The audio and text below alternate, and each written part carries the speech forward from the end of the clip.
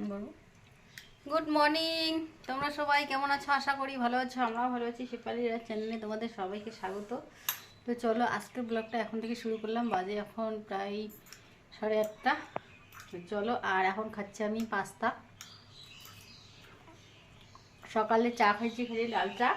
আজকে দুধ আনা হয়নি এখন, কালকে দুধ আনতে গেছে, দুধ পাই নাই, তাই লাল চা খাইতে হচ্ছে, আনবে পরে। তো চলো দেখি দিই তোমাদের একটু।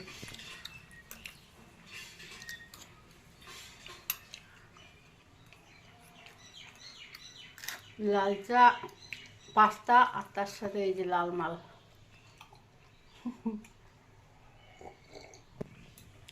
চলো খাই আগে, তারপরে আসি। তো আমি ছান করে আসলাম, এখন রান্না বসাইছি, ভাতটা বসিয়ে দিলাম। আর ভাতটা বসিয়ে দিয়ে যে কয়েকটা কারি পাতা আনতে গেলাম, বড়া বানাবো ভাবতেছি। তো ছেলেকে পাঠাইলাম দোকানে, একবার গেল, পেঁয়াজ ছিল না, পেঁয়াজ কম ছিল। তো আবারও পেঁয়াজটা আনলো, আবারও পাঠাইলাম বেসন আনতে। তো একটা বড়া বানাই, আজকে সবজি সেরকম নাই, আছে আর করবো, কিন্তু তবুও আর কি। তো চলো রান্না বাড়াটা করে নিই, তারপর আসতেছি, ঠিক আছে? তো এই যে এখন চলে আসলাম বিকালবেলা, আর এদিকে বসিয়ে দিলাম দুধ, আর এদিকে বসিয়ে দিলাম আমার জন্য চা। তো দুধ ছিল না, সকালে লাল চা খাওয়া হয়েছে। তো ওর বাবাকে বারবার করে বললাম দুধটা এনে দিয়ে যাও, দুধটা এনে দিয়ে যাও। তো যাই হোক, দুধটা এনে দিয়ে গেল বেচারা, কি বলবো আর, বলার মতো কোনো কিছু ভাষা নাই। ও কাজ করে আসছে, তারপরেও আমাকে দুধটা এনে দিয়ে গেল। ও জানতেছে যে আমার আজকে মাথা ব্যথা উঠবে, তো চা যেহেতু খাই নেই এই জন্য। তো চলো চাটা বানাই নিই, তারপর আসতেছি। তো চা হয়ে গেছে, এখন ঘরে যাই। চলো দরজাটা লাগাই দিই, নাহলে এই যে ছাগলগুলো বাড়ি আসছে না, এখন ঘরে ঢুকবে। আর কোথায় আটা আছে, কোথায় চাল আছে, মানে এরকম অত্যাচার করে। দরজাটা লাগাই দিই, বস চিন্তা নেই।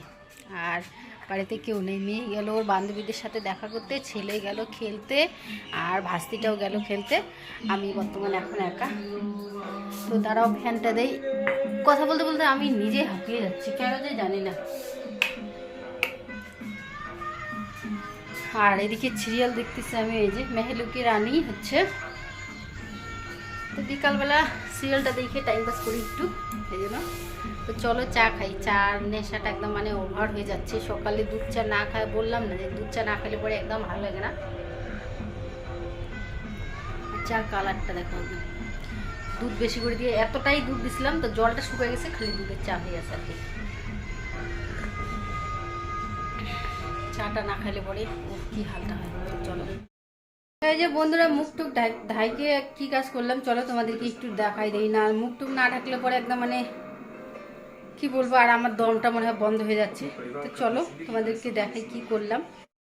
মুখ টুক বাইন্দে এই যে মিক্সচারে করলাম, মিক্সচারটা ওই ঘরে নিয়ে যাবো, এই জন্য এই যে খুললাম।